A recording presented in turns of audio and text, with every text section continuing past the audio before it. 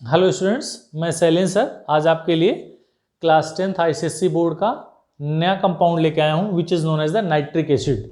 Nitric acid, the formula of nitric acid is HNO3। अब अगर हम इस नाइट्रिक एसिड की बात करें तो इसको सबसे पहले जो नाम दिया गया that is known as the aqua fortis. Aqua fortis, aqua fortis means the strong liquid with the corrosive nature, मतलब ऐसा लिक्विड जिसमें कोरोसिव नेचर हो। What is the corrosive nature? Corrosive nature का मतलब होता है कोरोजन। अगर हम कोरोजन की बात करें तो rusting is an example of the corrosion, मतलब destruction of the layer of any substance is known as the corrosion. तो इसमें किसी चीज को कोरोड करने की जो टेंडेंसी होती है, उसको डिस्ट्रॉय करने की टेंडेंसी होती है, उसको कोरोजन कहते हैं। तो एक्वा फोर्टिस इसीलिए कहा गया because it is the liquid, it is found into the liquid state. तो liquid which is having the corrosive nature, तो इसलिए इसको एक्वा फोर्टिस नाम दिया गया। और बाद में ग्लेबर ने इसका प्रिपरेशन किया सोडियम नाइट्रेट या पोटेशियम नाइट्रेट और सल्फ्यूरिक एसिड से। तो इस तरह से आज हम लोग डिस्कस करेंगे the lab method of the preparation of nitric acid. अगर इसके पहले मैं आपको बताऊं, नाइट्रिक एसिड का जो प्रिपरेशन जो एग्जिस्टेंस होता है, it is found into the free state as well as in the combined state. चलिए हम बात करते हैं सबसे पहले कंबाइंड स्टेट में। अगर हम कंबाइंड स्टेट की बात करें या फ्री स्टेट, दोनों में बताऊंगा, फ्री स्टेट और कंबाइंड स्टेट में। फ्री स्टेट में अगर हम बात करते हैं तो जो we can say lightning discharge होता है, उस लाइटनिंग डिस्चार्ज के कारण जो एटमॉस्फेयर में नाइट्रोजन होता है, ध्यान देंगे, नाइट्रोजन और ऑक्सीजन, एटमॉस्फेयर में नाइट्रोजन और ऑक्सीजन दोनों होते हैं, ये बना लेते हैं nitric oxide due to the lightning discharge. Lightning discharge, ठीक है, लाइटनिंग डिस्चार्ज के कारण ये नाइट्रिक एसिड बनाएंगे और ये नाइट्रिक ऑक्साइड बनाएंगे। ये नाइट्रिक ऑक्साइड फिर oxygen which is present into the atmosphere, ये इससे रिएक्ट करके NO2 बना लेता है और यह NO2, इसको बैलेंस करेंगे, NO2 यहाँ से 2NO कर देंगे और यहाँ 2NO2 हो जाएगा। यह NO2 फिर क्या करेगा, वाटर से रिएक्ट करके इन the presence of oxygen it will form the HNO3। अगर ये बैलेंस करेंगे तो यहाँ 4N और यहाँ 4N कर देंगे तो हमारे पास हाइड्रोजन 4 हो गया। हाइड्रोजन 4 करने के लिए यहाँ 2 कर देंगे, ऑक्सीजन 4 3 are 12, 4 2 are 8 + 2 10 + 2 12। इस तरह से नाइट्रिक एसिड बन गया। तो we can say it is in the form of the which state. अगर ये फ्री स्टेट में, कंबाइंड स्टेट में यह पोटेशियम नाइट्रेट या सोडियम नाइट्रेट के फॉर्म में होता है। This is known as the Chile saltpetre. Sodium nitrate, Chile saltpetre या potassium nitrate is known as the nitre. तो इस तरह से हम ये कह सकते हैं कि this is means nitric acid is found into the combined state as well as into the free state. अब हम बात करेंगे इसके मेथड्स ऑफ प्रिपरेशन की। मैंने यहाँ सेटअप बना रखा है आपके लिए कि कैसे lab method of the preparation होगा। उस लैब मेथड ऑफ प्रिपरेशन को हम यहाँ समझाते हैं। अगर मुझे नाइट्रिक एसिड लैब में बनाना है तो we have reactant either sodium nitrate या पोटेशियम नाइट्रेट, इन दोनों में से कोई एक ले लेंगे which is in the solid state. मान लीजिए हम इसमें से सोडियम नाइट्रेट ले लेते हैं, NaNO3 और प्लस कंसंट्रेटेड H2SO4। ये जो होगा वो कंसंट्रेटेड फॉर्म में होगा और temperature is less than 200 degree Celsius. जरा गौर से देखेंगे, सोडियम नाइट्रेट और सल्फ्यूरिक एसिड दोनों का जो रेशियो होगा वो 1:1 रेशियो होगा। Why we have to take the 1:1 ratio, उसको मैं भी आपको बताऊंगा। तो ये जो कंपाउंड बनेगा वो क्या बनेगा, यह sulphuric acid, it has 2 displaceable hydrogen atom, तो 1 by 1 इट विल डिस्प्लेस। तो जब ये डिस्प्लेस करेगा तो बनेगा NaHSO4, यहाँ से एक H हटेगा और ये आके जुड़ जाएगा, तो H यहाँ से निकला और NO3 यहाँ था, प्लस HNO3। यही हमको बनाना था। तो HNO3 is volatile in the nature, it is volatile liquids. तो सोडियम सल्फेट बन गया और HNO3। अगर हमने इस 1:1 रेशियो की जगह पे इससे ज्यादा वॉल्यूम लेते तो इस सल्फ्यूरिक एसिड में 2 डिस्प्लेसेबल हाइड्रोजन था, तो ये दोनों ही यहां से डिस्प्लेस हो जाता।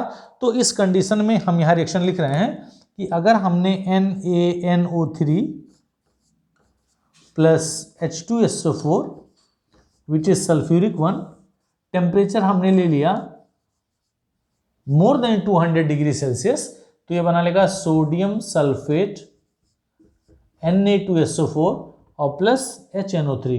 इस कंडीशन में भी नाइट्रिक एसिड बनेगा। यहाँ 2 सोडियम था, हमने यहाँ 2 कर दिया, 2NaNO3, तो यहाँ लिखेंगे 2NaNO3। Although we got 2 mole of HNO3, जब हम 2 मोल NaNO3 और 1 मोल H2SO4 ले रहे हैं, लेकिन टेम्परेचर जो है वो 200 डिग्री सेल्सियस से ज़्यादा लेंगे तब। लेकिन what is the use of taking the temperature less than 200 degree Celsius? Temperature जो इसका होगा वो 200 डिग्री सेल्सियस से कम होना चाहिए। एक्चुअल में इसका टेम्परेचर जब हम देखेंगे तो 100 से 200 के बीच में होना चाहिए, लेकिन जो इसका पर्टिकुलर मतलब एक हम ये कह सकते हैं कि बढ़िया टेम्परेचर जिस पे ये HNO3 बनेगा वो नियर अबाउट 150 डिग्री सेल्सियस होना चाहिए। तो इसको क्यों नहीं लेते हैं? इसका कारण है कि जो सोडियम सल्फेट बनता है, सबसे पहले अगर हमने 200 डिग्री सेल्सियस से टेम्परेचर ज़्यादा लिया तो एक तो फ्यूल वेस्ट हो गया, और दूसरा ये जो सब्सटेंस बना which is known as the sodium sulphate, ये हार्ड क्रस्ट होता है। क्या होगा बेटा? हार्ड क्रस्ट होता है जो इस कंटेनर के अंदर यानी इनर वॉल पे चिपक जाता है, which can not be easily removed. तो हार्ड क्रस्ट हो गया, तो जब वो रिमूव नहीं होगा तो फिर से वह अपरेटस यूज नहीं किया जा सकता है, उसके ब्रेक होने के चांस ज़्यादा रहेंगे और उसमें ज़्यादा फ्यूल लगेगा। इसलिए हम यहाँ टेम्परेचर 200 डिग्री सेल्सियस से कम ही लेते हैं। अब इसमें कुछ क्वेश्चंस आते हैं जो बोर्ड में बार बार पूछे जाते हैं। अब इस सेटअप को जरा देखें। इस सेटअप को देखने के बाद आपको ये ध्यान देना होगा कि ये क्या पूछा। एक हमने एक रिटार्ट लिया, ये ग्लास का बना होता है, ये रिटार्ट इसी टाइप का होता है, इसको यहाँ फिक्स कर दिया। हम इस रिटार्ट में sulphuric acid which is in the concentrated form, ये लिक्विड फॉर्म में होता है, या सोडियम नाइट्रेट या पोटेशियम नाइट्रेट, दोनों में से कोई एक लेकर के उसमें हम हीट करते हैं और ये सॉलिड फॉर्म में होता है। तो जब दोनों को हीट करेंगे तो यहाँ से जो HNO3 बनेगा, ये NaHSO4 जो यहाँ बना था सोडियम बाइसल्फेट या सोडियम हाइड्रोजन सल्फेट, वो यहाँ रहेगा और vapours of the nitric acid will come through this one. ये इस रिटार्ट से होते हुए यहाँ आएगा। यहाँ एक फ्लास्क टाइप कंटेनर लगा रहेगा जिसके ऊपर हम कोल्ड वाटर डालेंगे। तो कोल्ड वाटर डालने से जो इसके वेपर्स हैं वो कंडेंस हो जाएंगे और कंडेंस हो करके वो लिक्विड के फॉर्म में नीचे विच इज ऑफ येलो कलर, ये एल्विस कलर के नाइट्रिक एसिड में, ये नाइट्रिक एसिड के लिक्विड के फॉर्म में यहाँ कलेक्ट हो जाएंगे। और ये जो पानी ऊपर से आ रहा था इसका आउटलेट यहाँ हो गया, आउटलेट फॉर वाटर, ये बाहर निकल जाएगा। तो इस तरह से हमने देखा कि जब हमने पोटेशियम नाइट्रेट या सोडियम नाइट्रेट सल्फ्यूरिक एसिड के साथ गर्म किया तो ये इसके नाइट्रिक एसिड के वेपर्स इस रिटार्ट होते हुए यहाँ आ गए, और ऊपर से जब हम कोल्ड वाटर की सप्लाई दे रहे हैं जो इस कंटेनर को ठंडा करेगा, तो कंटेनर को ठंडा करने पे इसके जो वेपर्स हैं नाइट्रिक एसिड के वो लिक्विड में कन्वर्ट होकर के यहाँ कलेक्ट होते हैं, जिसको हम कलेक्ट कर लेंगे। अब इसमें जरा ध्यान देंगे, HNO3 is found into the yellow colour. Actually अगर हम HNO3 नाइट्रिक एसिड के प्रॉपर्टी की बात करें तो नाइट्रिक एसिड जो प्योर नाइट्रिक एसिड होता है वो कलरलेस होता है, लेकिन जब हम लैब में इसको प्रिपेयर करते हैं तो it is found of Elvis colour. What is the cause behind it, आइए देखते हैं। अब हम यहाँ इस फिगर को हटा देंगे क्योंकि आपको और क्या क्या पूछा जाएगा एग्जाम में उसका एक्सप्लेनेशन करना है।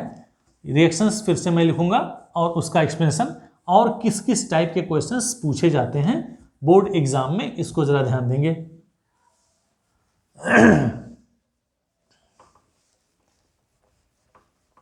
ये रिएक्शन मैंने आपको लिखा था, ये देखा कि इट इज ऑफ, अगर टेम्परेचर आपने 200 डिग्री सेल्सियस से ज़्यादा लिया हुआ है तब क्या होगा। Reactions once again I am going to right.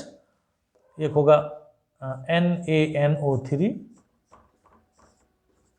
Plus H2SO4, temperature should be less than 200 degree Celsius.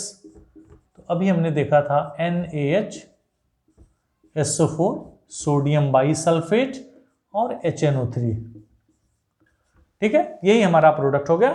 इस प्रोडक्ट को हमें बनाना था HNO3 which is volatile in the nature.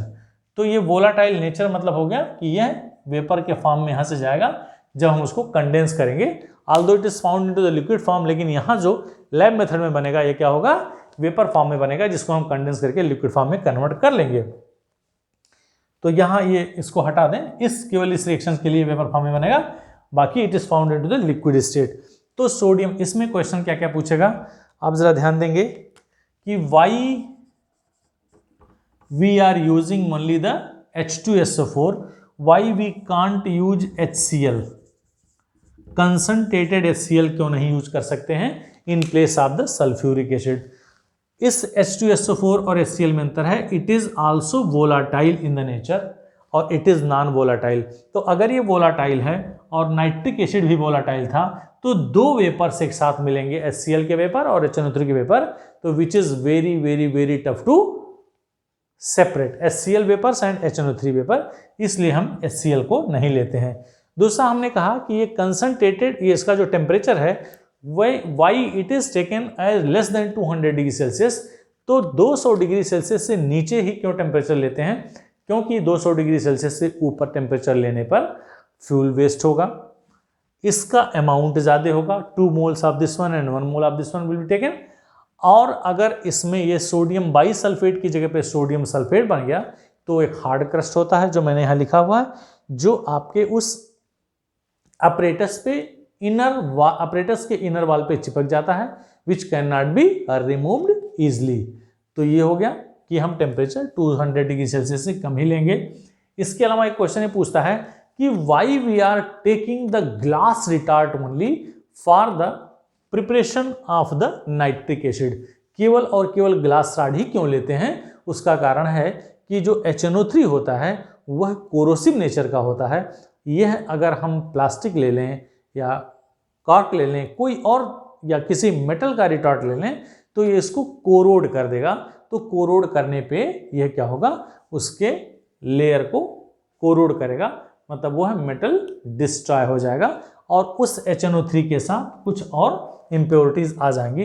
तो इसलिए हम क्या करते हैं, केवल और केवल ग्लास के अपरेटस ही यूज करते हैं।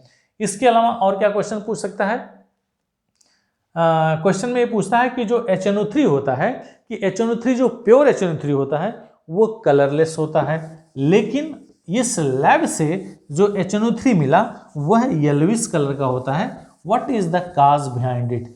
इसको हम ऐसे समझेंगे कि ये जो HNO3 मिला बेटा, ये HNO3 डिकम्पोज हो करके, ठीक है, इसका जो टेम्परेचर होता है, आपने टेम्परेचर दिया 200 डिग्री सेल्सियस से नीचे का टेम्परेचर है, यह डिकम्पोज होकर के नाइट्रोजन डाइऑक्साइड प्लस ऑक्सीजन और प्लस वाटर, ये इसमें डिकम्पोज होता है। अभी हमने बैलेंस किया था 4 और 4, यहाँ 2 कर देंगे।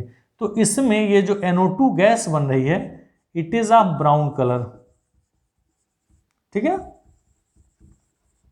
ये ब्राउन कलर का वेपर देगा। और यह NO2 अभी तो सॉल्यूशन में है ना, इस HNO3 का जब डिकम्पोजिशन हुआ तो नाइट्रोजन डाइऑक्साइड गैस बनी। यह नाइट्रोजन डाइऑक्साइड ब्राउन कलर का होता है, जो फिर उसी सॉल्यूशन में डिसॉल्व हो गया। तो उस सॉल्यूशन में डिसॉल्व होने के नाते इसका कलर कलरलेस से येलो कलर का हो गया। तो यहाँ जो HNO3 मिला means in the lab method of the preparation, जब लैब में इसको बनाया गया तो जो HNO3 मिला वह येलो कलर का हो जाता है, इस तरह से। अब आप देखेंगे कि इसका आइडेंटिफिकेशन कैसे करेंगे। NO2 गैस जब इसका डिकम्पोजिशन हुआ तो नाइट्रोजन डाइऑक्साइड गैस बनी।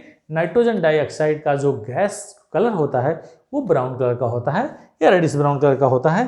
तो इस NO2 गैस को अगर हम क्या करेंगे, ये NO2 गैस है, अगर हम फेरस सल्फेट सॉल्यूशन में मिला दें तो ये ब्राउन कलर का सॉल्यूशन मिलेगा, ये ध्यान रखेंगे, जिससे हम पता कर लेंगे कि दिस इज क्या है, नाइट्रिक एसिड। नाइट्रिक एसिड का जब डिकम्पोजिशन हुआ तो नाइट्रोजन डाइऑक्साइड मिला। नाइट्रोजन डाइऑक्साइड ब्राउन कलर का होता है, जिसको अगर फेरस सल्फेट में डाला जाए, फेरस सल्फेट के सॉल्यूशन में, तो यह ब्राउन कलर का सॉल्यूशन मिलता है। तो which is the identification of the HNO3, ये HNO3 में नाइट्रोजन डाइऑक्साइड ही वेपर के फॉर्म में निकल रहा है, तो it is the identification of that one. अब इसमें हम देखेंगे कि फिर से अगर हम इसको करें तो यही 2-3 चीजें पूछती हैं, यही 2-3 चीजें एग्जाम में पूछा जाता है कि ग्लास रॉड क्यों यूज किया जाता है, क्यों टेम्परेचर 200 डिग्री सेल्सियस कम लिया जाता है, क्यों नाइट्रिक एसिड बनाने में कंसंट्रेटेड सल्फ्यूरिक एसिड के अलावा कंसंट्रेटेड HCl क्यों नहीं यूज किया सकता है। तो these are the questions and the answers which I told you. तो इन क्वेश्चंस के बेस पे हम इसके आंसर दे सकते हैं।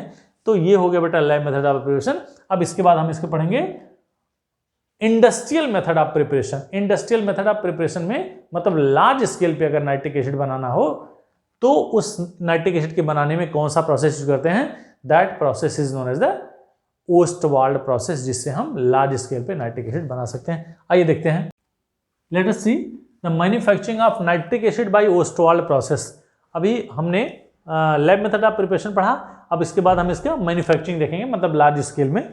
ये ओस्टवाल्ड प्रोसेस है, ये ओस्टवाल्ड प्रोसेस से इसका जो मैन्युफैक्चरिंग होता है वो 3 स्टेप में होगा।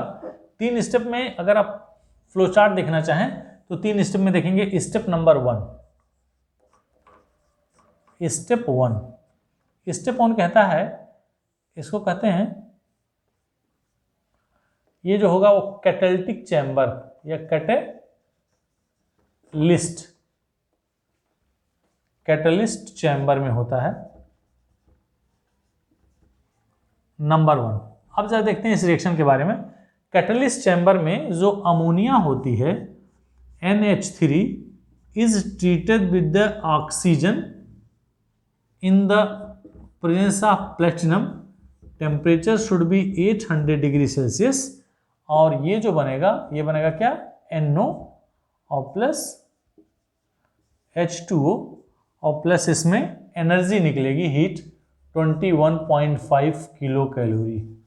It is the exothermic reaction, मतलब एक बार रिएक्शन स्टार्ट हो गया तो फिर आपको बार बार ये टेम्परेचर प्रोवाइड करने की जरूरत नहीं होगी।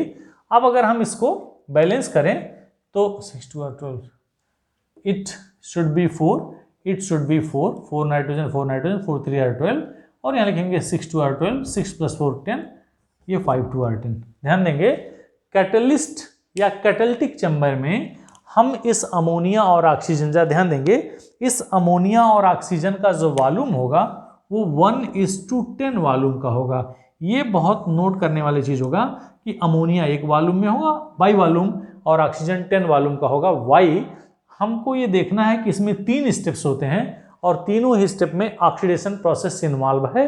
तो ऑक्सीजन में जो एयर होता है, एयर में जो ऑक्सीजन का वॉल्यूम परसेंटेज होता है वो नियरली 21% होता है। इसलिए हम ये कह सकते हैं कि ये 10 वॉल्यूम में, लार्जर अमाउंट में या लार्जर वॉल्यूम में हम इस ऑक्सीजन को लेते हैं। अब ये हो गया नंबर फर्स्ट, जिसे हम कहेंगे कैटलिस्ट चैम्बर। अब अगर हम स्टेप 2 की बात करें, स्टेप 2 में रिएक्शन होगा जिसे हम कहेंगे ऑक्सीडेशन चैम्बर या ऑक्सीडेशन चैम्बर।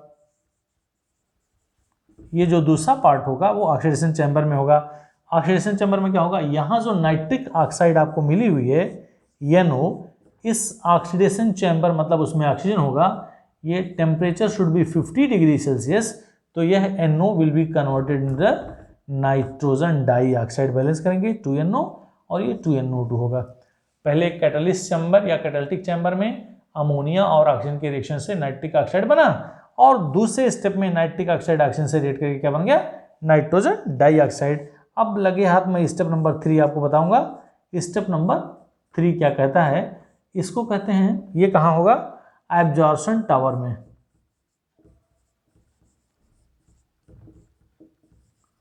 ये रिएक्शन जो होगा वो एब्जॉर्प्शन टावर में। इसके फिगर को आपको नहीं देना है, आपके सिलेबस में नहीं है, आपको बस खाली रिएक्शंस तीनों याद रखने हैं।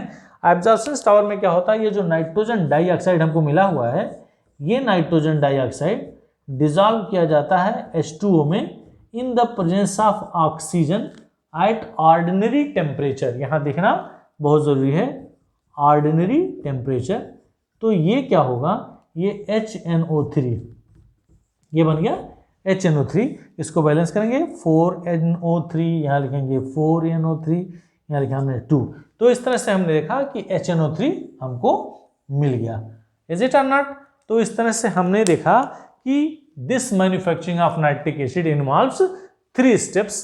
पहला स्टेप कैटालिटिक चैम्बर में होगा, दूसरा स्टेप ऑक्सीडेशन चैम्बर में होगा, और तीसरा स्टेप जो होगा वो एब्जॉर्प्शन टावर में होगा।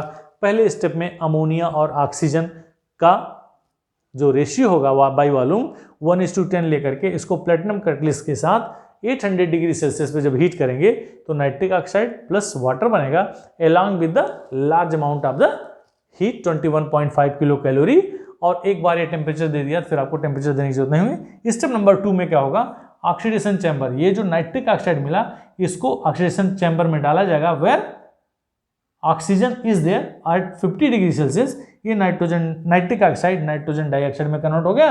अब तीसरे स्टेप में क्या होगा, इस नाइट्रोजन डाइऑक्साइड को एब्जॉर्प्शन टावर में भेजा गया, जहां इस NO2 को वाटर में एब्जॉर्ब कर दिया गया इन द प्रेजेंस ऑफ ऑक्सीजन। तो यहां ऑर्डिनरी टेम्परेचर पे HNO3 हमने देखा। इस रिएक्शन में अगर आप ध्यान देंगे, ऑक्सीजन यहां भी था, ऑक्सीजन यहां भी था, और ऑक्सीजन यहां भी था। तीनों ही स्टेप में ऑक्सीजन का इन्वॉल्वमेंट है। इसलिए हम स्टार्टिंग में ही आपसे बताए हैं कि जो एयर होगा वो लार्जर अमाउंट में लेंगे। तो it is all about the manufacturing of the nitric acid by the Ostwald process. अब इसमें क्वेश्चंस अलग अलग पूछता है कि इसमें कौन सा कैटलिस्ट होगा, क्या टेम्परेचर होगा, किस चैम्बर में कौन सा स्टेप होगा, या दूसरे स्टेप का जो टेम्परेचर होगा वो क्या होगा, और तीसरे। अब अभी थोड़ी देर पहले जब मैं आपको लैब मेथड ऑफ प्रिपरेशन पढ़ा रहा था तो मैंने आपको बताया कि जो HNO3 है वो HNO3 डिकम्पोज होकर के क्या बन रहा था, इफ यू रिमेंबर, वही चीज बन रहा था HNO3 after decomposition it forms nitrogen dioxide plus O2 और प्लस H2। थोड़ी देर पहले आपने देखा था कि इसके डिकम्पोजिशन या थर्मल डिकम्पोजिशन से ये चीजें मिल रही थी। फिर यही नाइट्रोजन डाइऑक्साइड ऑक्सीजन के साथ मिलकर के जब वाटर में डिजॉल्व होगा तो फिर यही नाइट्रिक एसिड बनाएगा। तो इस तरह से हमने कहा कि ये नाइट्रिक एसिड जो होगा वो ओस्टवाल्ड प्रोसेस से 3 स्टेप में मिलेगा। अब हम बात करेंगे इसके फिजिकल और केमिकल प्रॉपर्टीज की। The chemical properties of the nitric acid is very very very much important. तो आइए देखते हैं इसकी फिजिकल प्रॉपर्टीज और केमिकल प्रॉपर्टीज। आइए देखते हैं physical properties of the nitric acid. इसी क्रम में फिजिकल प्रॉपर्टीज में और केमिकल प्रॉपर्टीज के बारे में हम लोग डिस्कस करेंगे। फिजिकल प्रॉपर्टीज जैसे मैंने यहाँ लिखा है colour, order, nature, density, solubility या स्किन इफेक्ट या कंसंट्रेशन, इसका क्या क्या होता है। अगर हम इसके कलर की बात करें तो colour means the original nitric acid is colourless in the nature. और अगर हम इसके ऑर्डर की बात करें तो ये सफोकेटिंग ऑर्डर का होता है। और नेचर की बात करें तो इट इज़ हाईली कोरोसिव। ये ध्यान रखेंगे, ये क्या होगा, कोरोसिव, जो मैंने आपको बताया था कोरोसिव नेचर का होता है। और डेंसिटी इसकी जो होती है it is heavier than water. और सॉल्युबिलिटी जो होती है वो हाईली सॉल्युबल इनटू वाटर। और स्किन इफेक्ट, इसको जरा ध्यान से देखेंगे, स्किन इफेक्ट अगर ये गलती से हमारे स्किन पे पड़ जाए, nitric acid, concentrated nitric acid, तो हमारे स्किन पे जो प्रोटीन होता है उस प्रोटीन से यह रिएक्ट करके ये पेनफुल ब्लिस्टर्स बनाता है। और यह किस कारण से होता है, due to the xanthoproteic acid. ये ध्यान रखेंगे, ये एग्जाम में अक्सर पूछा जाता है कि नाइट्रिक एसिड जो होता है वो हमारे स्किन पे गिर करके क्या इफेक्ट डालता है। तो कहेंगे कि it forms the painful blisters due to the formation of the xanthoproteic acid. हमारे शरीर में जो प्रोटीन होता है उससे ये रिएक्ट कर लेता है तो जेंथोप्रोटेइक एसिड बना लेता है। तो इतनी सारी। फिर कंसंट्रेशन की बात करेंगे। कंसंट्रेशन का मतलब होता है कि अगर डाइल्यूट कोई सॉल्यूशन है, डाइल्यूट HNO3, डाइल्यूट HNO3 का मतलब हो गया अगर हम HNO3 ले लें और इसमें हमने वाटर मिला दिया तो कह सकते हैं it is the aqueous solution. क्या होगा, it is the aqueous solution of HNO3। तो एक्वस सॉल्यूशन ऑफ HNO3 को अगर हमें कंसंट्रेट करना है तो हम इसको डिस्टिलेशन या बॉइलिंग से नहीं कर सकते। क्यों नहीं कर सकते? क्योंकि जो aqueous solution of nitric acid है ये कांस्टेंट बॉइलिंग मिक्सचर बनाता है। कांस्टेंट बॉइलिंग मिक्सचर का मतलब होता है कि ऐसे लिक्विड जिनके दो कंपोनेंट आपस में मिला देने पे जो बॉयल एक ही साथ एक ही टेम्परेचर पे, अगर हम इसके एक्वस सॉल्यूशन की बात करें तो यह 121 डिग्री सेल्सियस पे इसके वेपर्स दोनों एक साथ बनते हैं। तो that's why we can say it forms the constant boiling mixture. तो हम ये कह सकते हैं कि इसका कंसंट्रेशन ना तो डिस्टिलेशन से और ना तो बॉइलिंग से किया जा सकता है। तो इतने सारे हमने आपको फिजिकल प्रॉपर्टीज बताए, फिर से दोहरा दे रहा हूँ। It is colourless, it is suffocating, having the suffocating order. Nature इसका जो होता है कोरोसिव, हाईली कोरोसिव होता है। डेंसिटी इसकी जो होती है heavier than water. Solubility highly soluble into the water.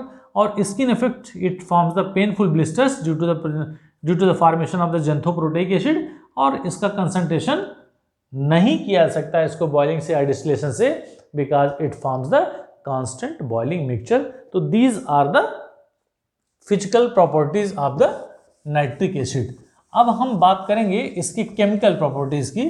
Chemical properties में क्या क्या पढ़ना है, आपके एग्जाम में कौन कौन से क्वेश्चंस आते हैं, ये मैंने वहाँ पॉइंट लिख रखा है। इस पॉइंट के बेस पे आप ये देख सकते हैं कि कौन कौन से पॉइंट इसके इम्पॉर्टेंट केमिकल प्रॉपर्टीज में आते हैं और उन्हीं का हमको डिस्कशन वन बाय वन करना है। चलिए देखते हैं बेटा। पहला कह रहा है स्टेबिलिटी। स्टेबिलिटी मतलब ये है कितना स्टेबल होगा। तो हम ये देखेंगे कि स्टेबिलिटी में जो नाइट्रिक एसिड होता है वह क्या होता है, नॉर्मल टेम्परेचर पे HNO3, नॉर्मल टेम्परेचर पे नाइट्रोजन डाइऑक्साइड गैस H2O और वाटर, सॉरी HNO3 जब टूटता है तो NO2 H2 और ऑक्सीजन देता है। अगर हम इसको बैलेंस करें तो 4 और यहाँ 2 हो जाएगा। तो इस तरह से हमने देखा कि ये जो NO2 गैस बन रहा है, the colour of the gas is reddish brown gas. और ये जो ओरिजिनल या कह सकते हैं प्योर फॉर्म में होता है HNO3, it is colourless in the nature.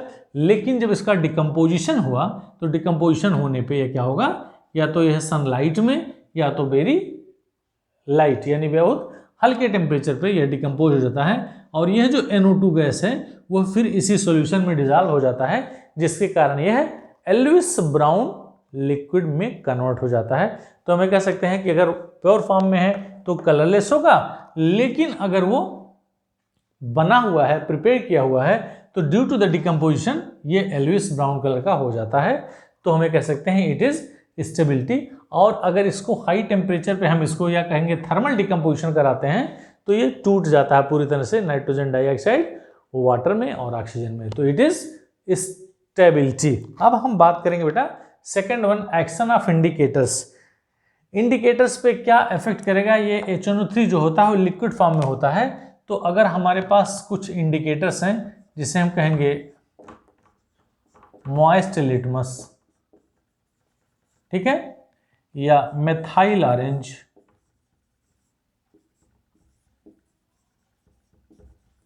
या फिनोल्फथलीन,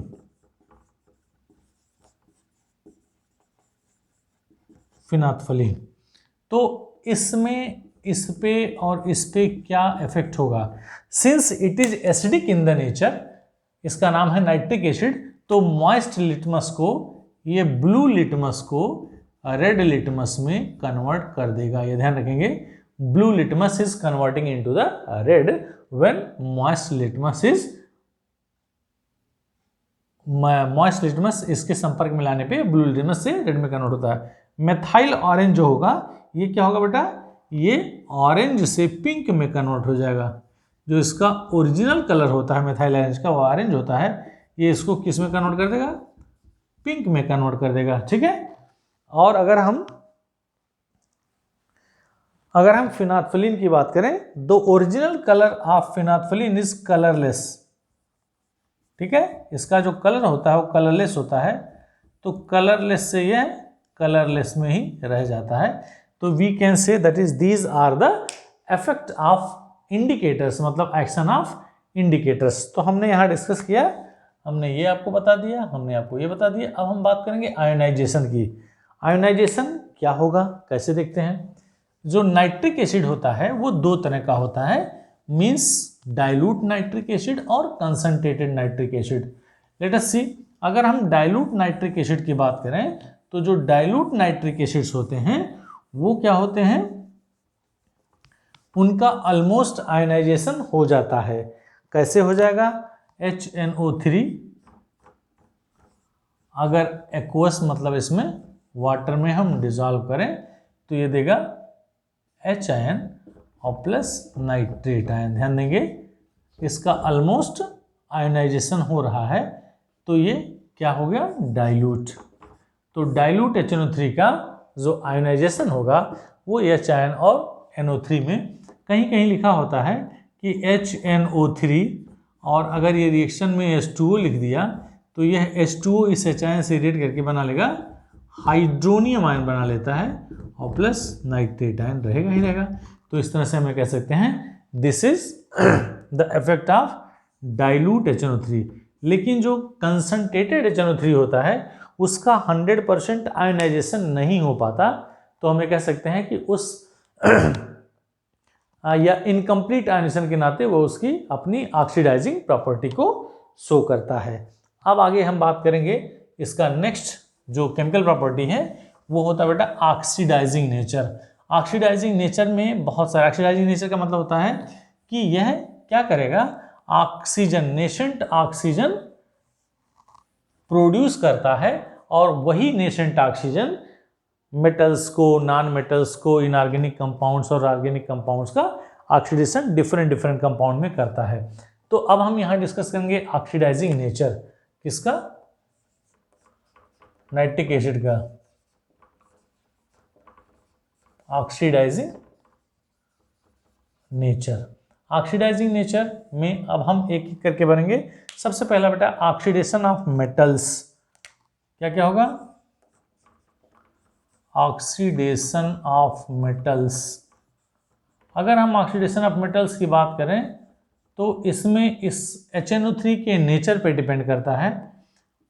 हमने देखा कि जो एक्टिव मेटल्स होते थे, जैसे मान लिया हमने जिंक ले लिया, जिंक को अगर हम डाइल्यूट HCl से रिएक्ट कराते थे तो ये देता था जिंक क्लोराइड और प्लस हाइड्रोजन। यस, अगर हमने यहाँ 2 कर दिया, लेकिन इसी जिंक को अगर हम डाइल्यूट HNO3 के साथ रिएक्शन कराएं तो नो रिएक्शन, मतलब ये क्या देगा, H2O यहाँ से प्रोड्यूस नहीं करेगा। ये इसका कैरेक्टरिस्टिक्स है। तो अब क्या करेगा, इसमें से जो एक्टिव मेटल्स होते हैं, कुछ ऐसे मेटल्स जिसमें 2 मेटल्स हैं जो हाइड्रोजन गैस प्रोड्यूस करते हैं, और वह दोनों ही मेटल क्यों ऐसे होते हैं उसको मैं आपको बताऊंगा। इसमें 2 मेटल मैग्नीज और मैग्नीशियम वेरी डाइल्यूट, मतलब 1% नाइट्रिक एसिड के साथ रिएक्ट करके हाइड्रोजन गैस इवाल्व करते हैं। लिख लेंगे Mn प्लस HNO3, ये बनाएगा manganese nitrate MnNO3 whole twice along with the H2, हमने यहाँ कर दिया। और दूसरा होता है मैग्नीशियम और प्लस HNO3, ये बनाएगा magnesium nitrate MgNO3 whole twice plus H2। ये ध्यान रखेंगे यहाँ से हाइड्रोजन गैस इवाल्व हो रही है, लेकिन यह जो HNO3 है ये वेरी डाइल्यूट है। ये ध्यान रखेंगे, क्या है ये, वेरी डाइल्यूट। और ये वेरी डाइल्यूट का मतलब होता है 1% एसिड। ध्यान देंगे कि 1% एसिड अगर है तो मैग्नीज और मैग्नीशियम जो हाईली रिड्यूसिंग एजेंट हैं, ये दोनों ही इस नाइट्रिक एसिड के साथ रिएक्ट करके क्या बना लेंगे, मैग्नीज नाइट्रेट और मैग्नीशियम नाइट्रेट बना लेते हैं। तो ये हो गया ऑक्सीडेशन ऑफ द मेटल्स में पहला। अब हम इसके आगे बात करेंगे ऑक्सीडेशन ऑफ मेटल्स में। फिर कुछ और मेटल्स हैं जो डाइल्यूट और कोल्ड HNO3 से रिएक्शन करते हैं। यही एग्जाम में पूछा जाएगा। अगर ये डाइल्यूट से, ये तो क्या था, एक्सेप्शनल थे, जो मैग्नीज और मैग्नीशियम जो ही केवल हाइड्रोजन गैस इवाल्व करते हैं, लेकिन अनदर मेटल्स जैसे हम कॉपर कह लिए, जैसे जिंक कह लिए या आयरन कह लिए, ये क्या होगा, कॉपर, जिंक और आयरन, ठीक है। अगर ये HNO3 से रिएक्ट किया प्लस HNO3 प्लस HNO3, ये ध्यान रखना है कि इसमें ये जो HNO3 है ये तीनों ही कंडीशन में cold and dilute, cold and dilute, ये ध्यान रखेंगे तीनों में, इसमें भी और इसमें भी। अगर इसके साथ रिएक्ट करता है तो क्या बनेगा, copper nitrate CuNO3 whole twice plus H2O और अलॉन्ग विद नाइट्रिक ऑक्साइड। ध्यान देंगे इसके साथ अगर ये डाइल्यूट HNO3 के साथ मेटल्स रिएक्ट करते हैं तो नाइट्रिक ऑक्साइड बनाता है। ये बनाएगा zinc nitrate ZnNO3 whole twice plus H2O और प्लस नाइट्रिक ऑक्साइड, और ये बनाएगा ferrous nitrate FeNO3 whole twice plus H2O और प्लस NO। अगर हम इसको बैलेंस करें तो ये बैलेंस होगा बेटा 8 टाइम्स ऑफ HNO3 और 3 टाइम्स ऑफ Cu। तो हमने यहाँ 3 Cu कर दिया, हमारे पास नाइट्रोजन हो गया 8 नाइट्रोजन, तो यहाँ हो गया 2 3 are 6 और प्लस 2 यहाँ 8 हो गया। फिर हमने यहाँ लिखा 3, फिर हमने लिखा यहाँ 8, तो बन गया 3 और हो गया 2। अब हमारे पास हाइड्रोजन 8 हाइड्रोजन था, हाइड्रोजन 8 को करने के लिए क्या करेंगे, यहाँ 4 2 are 8 और यहाँ 4 2 are 8। एक बार ऑक्सीजन जोड़ लेते हैं, 8 3 are 24, 3 2 are 6, 6 3 are 18 प्लस 4 22 और plus 2 equal to 24।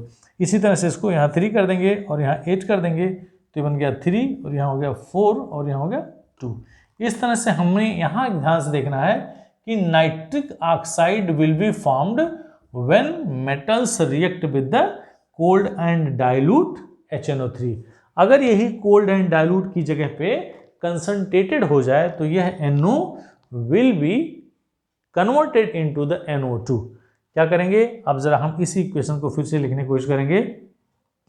Cu plus HNO3, यहाँ से इसकी बैलेंसी, ये जो इसकी बैलेंसिंग है हम यहाँ से हटा दे रहे हैं।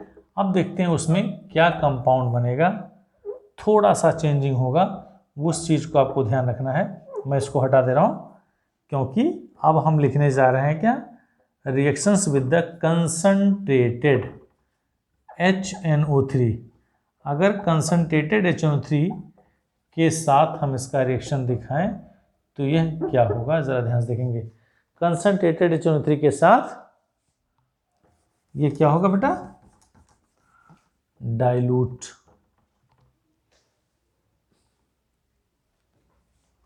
ये होगा कंसंट्रेटेड, ये होगा कंसंट्रेटेड, ये होगा कंसंट्रेटेड। Cu प्लस HNO3, ये CuNO3 whole twice plus H2O, और ये बनेगा NO की जगह पे NO2 बन जाएगा, नाइट्रोजन डाइऑक्साइड। ये ZnNO3 zinc nitrate plus H2O और प्लस ये NO2 बना लेगा, और यह आयरन इस कंडीशन में फेरिक नाइट्रेट बनाएगा। ध्यान दीजिएगा, ये अगर डाइल्यूट होता तो फेरस नाइट्रेट बनाता था, और यहाँ ये फेरिक नाइट्रेट बनाएगा और प्लस हम NO2। तो इस तरह से हमने देखा कि इसको अगर हम बैलेंस करें, इस इक्वेशन को अगर हम बैलेंस करें तो क्या करेंगे, Cu1 था हमारे पास, नाइट्रोजन 2 और कम से कम यहाँ 2 करेंगे तो 4 कर दें तो 4 नाइट्रोजन हो गया, तो नाइट्रोजन 2 यहाँ हो गया और यहाँ 2 कर दें। अब हमारे पास हाइड्रोजन 4 हो गया, हाइड्रोजन 4 करने के लिए हम यहाँ 2 कर देंगे। ऑक्सीजन 4 3 are 12, 3 2 are 6 प्लस 2 8 और प्लस 2 2 are 4, बैलेंस हो गया।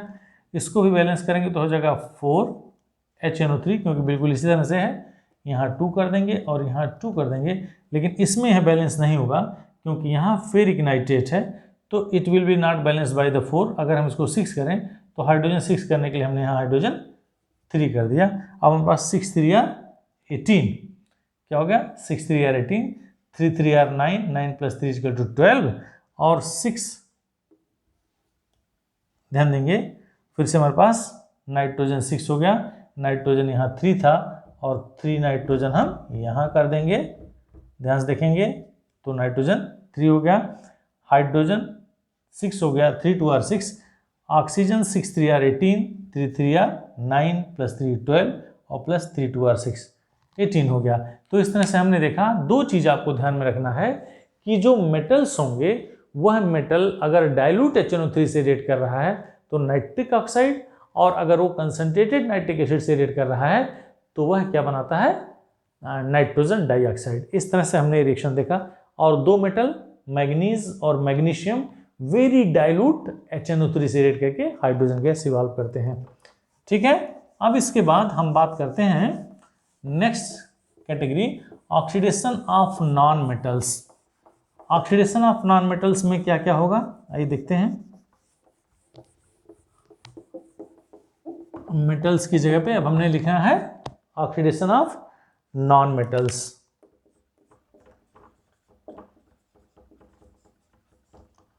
क्या होगा बेटा, नॉन मेटल्स जैसे कार्बन हो सकता है, फास्फोरस हो सकता है, सल्फर हो सकता है। अगर कार्बन HNO3 के साथ रिएक्ट किया तो ये होगा concentrated plus PHNO3 plus S plus HNO3, ये सब कंसंट्रेटेड होंगे, ये ध्यान रखेंगे। तो ये क्या बनाएगा, ये इसके साथ रिएक्ट करके कार्बन डाइऑक्साइड प्लस वाटर और प्लस ये क्या बनाएगा, ध्यान देंगे, यह NO2 बनाएगा, नाइट्रोजन डाइऑक्साइड।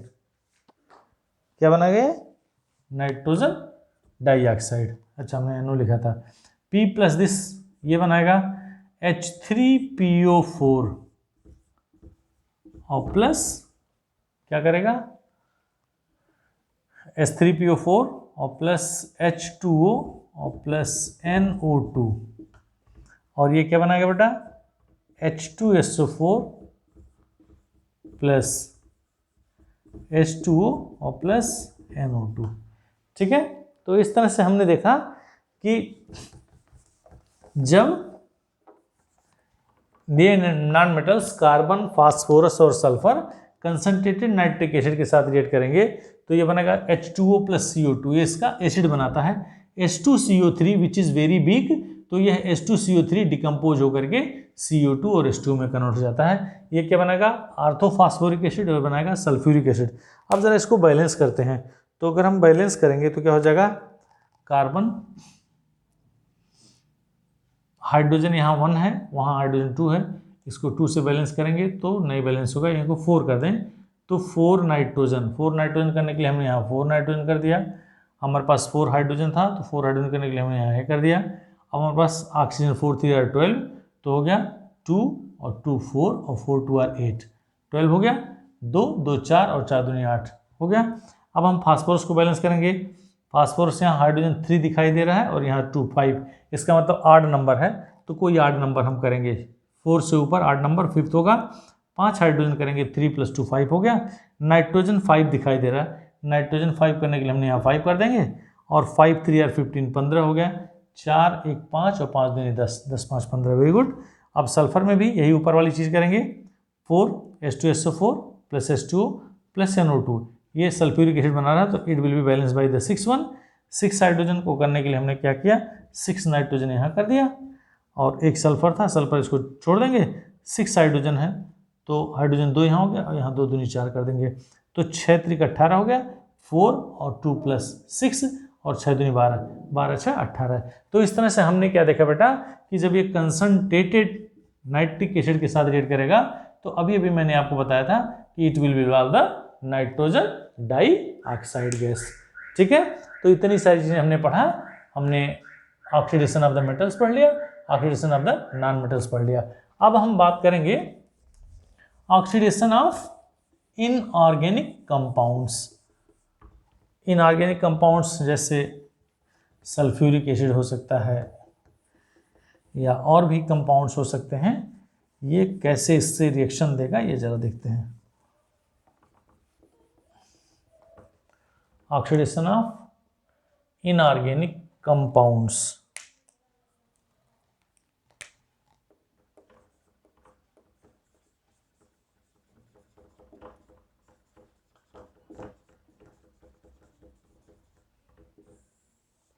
ठीक है। इस इनऑर्गेनिक कंपाउंड्स में हम देखेंगे कि ये कैसे रिएक्ट करेगा।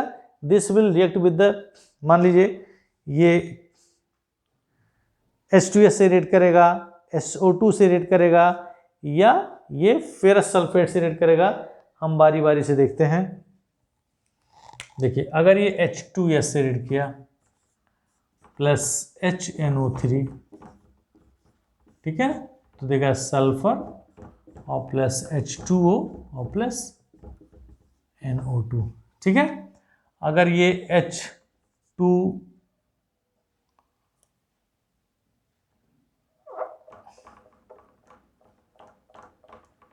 सल्फर ट्राईऑक्साइड और प्लस H2O और प्लस HNO3, तो ये जो H2SO3 प्लस H2O है, ये H2SO3 हो गया सल्फ्यूरस एसिड। जब नाइट्रिक एसिड के साथ रिएक्ट करेगा तो सल्फ्यूरिक एसिड बनाएगा H2SO4 प्लस H2O और प्लस NO2, या इसके अलावा ferrous sulphate FeSO4 plus H2SO4, acidified sulphuric acid, sorry acidified ferrous sulphate. जब यह HNO3 के साथ रिएक्ट करेगा तो ये फेरिक सल्फेट बनाएगा Fe2SO4 होल थ्राइस और प्लस H2O और प्लस NO2। तो इस तरह से हमने देखा कि ये डिफरेंट टाइप के प्रोडक्ट देते हैं, लेकिन ये क्या देंगे, ये जो एसिड हैं, इन एसिड को हम क्या करेंगे, ये डाइल्यूट होगा बेटा, ये भी डाइल्यूट होगा, तो ये डाइल्यूट होगा। तो हमने देखा कि H2S या SO3 प्लस H2O यानी H2SO3 और फेरस सल्फेट, ये जब डाइल्यूट के साथ रिएक्ट करेंगे तो क्या डिकम्पोज करेगा, सॉरी बेटा हमने यहाँ NO2 लिख दिया था। डाइल्यूट के साथ ये क्या देगा, नाइट्रिक ऑक्साइड देगा। ये क्या देगा, कौन सा कंपाउंड, अगर यहाँ कंसनट्रेट होता तो ये क्या देता, NO2 देता, लेकिन डाइल्यूट के साथ ये NO देंगे। तो इस तरह से हमने देख लिया oxidation of the organic compound. Organic compound H2S या हम ये कह सकते हैं SO3 या FeSO4, ये सारे के सारे ऑर्गेनिक कंपाउंड हैं। जब ये HNO3 डाइल्यूट के साथ रिएक्ट करेंगे तो ये सल्फर या सल्फ्यूरिक एसिड या फेरिक सल्फेट देंगे along with the nitric oxide. अब हम बात करेंगे next, oxidation of organic compound. इसको देख लेते हैं।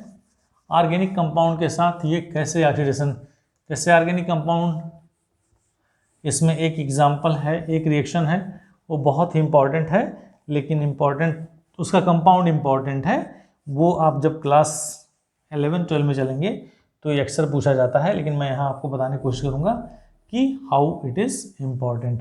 Oxidation of organic compound, organic compound, इसमें आप एक चीज़ ध्यान देंगे, ऑर्गेनिक कंपाउंड हमने ले लिया, एक कंपाउंड है, इसको कहते हैं, ये बेंजीन होता है, इसके सर पे अगर हम CH3 लगा देंगे तो होता है टॉल्यूइन, ठीक है। अगर ये HNO3 से रिएक्ट करेगा, concentrated HNO3 in the presence of concentrated H2SO4, तो जो कंपाउंड बनाता है बेटा उसको कहते हैं TNT। ये CH3 इसके ऊपर लगा था, ये बेंजीन रिंग कहलाता है। इस पोजीशन पे NO2, इस पोजीशन पे NO2 और इस पोजीशन पे भी NO2 लग जाता है। इसको कहते हैं TNT, यानी कि ट्राई नाइट्रो टॉल्यूइन, ठीक है। ये एक्सप्लोसिव होता है, काम करता है। तो +3 वाटर मॉलिक्यूल, अगर हमने यहाँ इसका 3 मोल ले लिया, तो इस तरह से toluene can be converted into the trinitrotoluene. ये ऑर्गेनिक कंपाउंड था, जब HNO3 के साथ रिएक्ट करेगा तो TNT बना लेगा। तो हमने ये देख लिया oxidation of the organic compound, ठीक है। अब इसी क्रम में आगे चलते हैं। पैसिविटी, पैसिविटी का मतलब होता है इनर्टनेस। इसका मतलब हो गया कि यह कुछ मेटल, नाइट्रिक एसिड जो होगा, कुछ मेटल्स जैसे आयरन या जैसे एल्युमिनियम के साथ पैसिविटी शो करता है। मतलब जब ये इसके साथ रिएक्ट करेगा तो इनकी इनर्टनेस बढ़ने लगती है due to the formation of a thin layer of their oxides. Aluminium या आयरन के ऑक्साइड्स उसके ऊपर जमने लगते हैं, जिससे उसका रिएक्शन धीरे धीरे कमज़ोर होने लगता है। फिर हम उसको स्क्रैच करके, खुरच करके अगर हम उसके लेयर को हटा देते हैं तो वह फिर से रिएक्शन करने लगता है। तो we can say that is it shows the passivity with some metals जैसे आयरन और एल्यूमिनियम।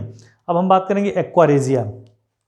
एक्वारेजिया कुछ ऐसे मेटल्स होते हैं जिसे हम नोबल मेटल्स कहते हैं, जो general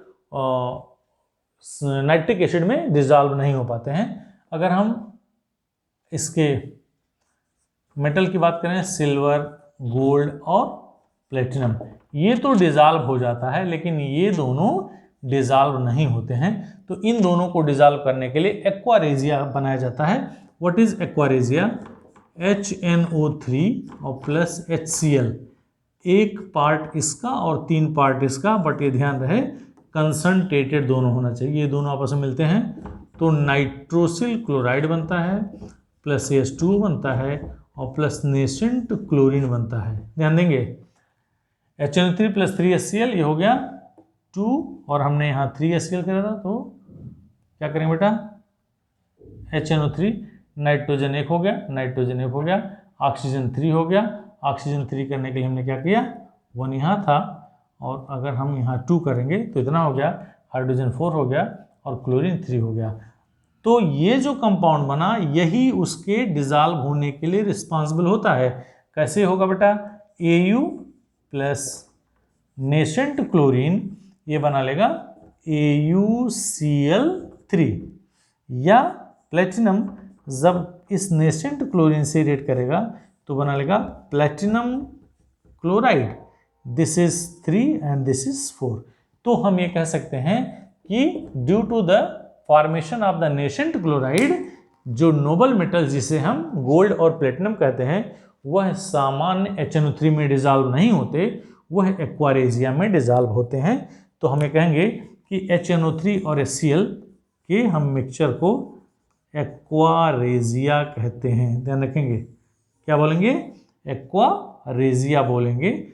1 part of the HNO3 and 3 part of the HCl which is in the concentrated form, it is said to be the aqua regia, जो Au और Pt को अपने अंदर डिजॉल्व कर लेता है। ठीक है बेटा। अब लास्ट इसके जितने भी प्रॉपर्टीज थे हमने डिस्कस कर लिया। अब 2 चीज़ बचे हुए हैं, टेस्ट एंड यूजेस। टेस्ट कैसे करेंगे? बस ये ख़त्म होने वाला है। इसमें आपने देखा कि एक वीडियो में मैंने आपको प्रिपरेशन, प्रॉपर्टीज, यूजेस, टेस्ट सब बता दिया। टेस्ट क्या होगा बेटा? नाइट्रोजन डाइऑक्साइड के बेस पे हम इसको टेस्ट कर सकते हैं। जब HNO3 का डिकम्पोजिशन होता है तो डिकम्पोजिशन होने पे वह NO2 गैस देता है which is of the reddish brown. वह फिर उसमें अगर डिजॉल्व हो जाता है तो एल्विस ब्राउन कलर का सॉल्यूशन मिलता है। तो एक तो ये टेस्ट हो गया। दूसरा टेस्ट जो इसका सबसे इंपॉर्टेंट है वो ब्राउन रिंग टेस्ट होता है। ध्यान देंगे, क्या होगा? Brown ring test. ये ब्राउन रिंग टेस्ट क्या होगा? एक आप टेस्ट ट्यूब ले लेंगे और इस टेस्ट ट्यूब में हमने क्या दिया? नाइट्रिक एसिड मिला दिया, डाइल्यूट HNO3। क्या मिलाया? Dilute HNO3। और डाइल्यूट HNO3 मिला करके हमने इसमें फ्रेशली प्रिपेयर्ड FeSO4। ध्यान देंगे, अगर ये फ्रेशली प्रिपेयर्ड नहीं रहेगा तो फेरस सल्फेट ऑक्सीडाइज होकर के फेरिक सल्फेट में कन्वर्ट हो जाएगा। तो फ्रेशली प्रिपेयर्ड हमने फेरस सल्फेट मिला दिया और इस दीवार के सहारे हमने कंसंट्रेटेड H2SO4 मिलाया।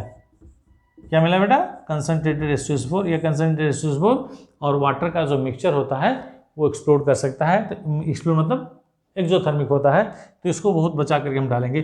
तो हमने ये देखा कि ये जो टेस्ट ट्यूब बना, उस जो टेस्ट ट्यूब है इसमें जो H2SO4 है वो हाइवियर होता है। तो H2SO4 क्या होगा बेटा? नीचे हो गया। इसको हम कहेंगे कंसंट्रेटेड H2SO4। और ऊपर क्या था? फेरस सल्फेट था। और जब हम इसको थोड़ी देर बाद ठंडा करेंगे तो हम देखेंगे इन 2 लिक्विड का जो जंक्शन होता है उस जंक्शन पे एक ब्राउन कलर की रिंग फॉर्म हो जाती है।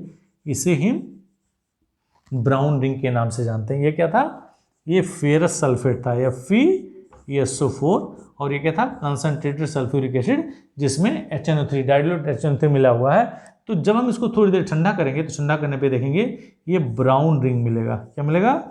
ब्राउन रिंग मिलेगा। तो this is known as the brown ring test, is it? तो ये उसका टेस्ट हो गया। अब अगर हम यूजेस की बात करें तो यूजेस हमने बहुत सारे देखे। तो यूजेस का मतलब होता है कि हम ये कह सकते हैं कि it is use in the formation या manufacturing of the different types of the nitrates. It is used as the oxidizing agent.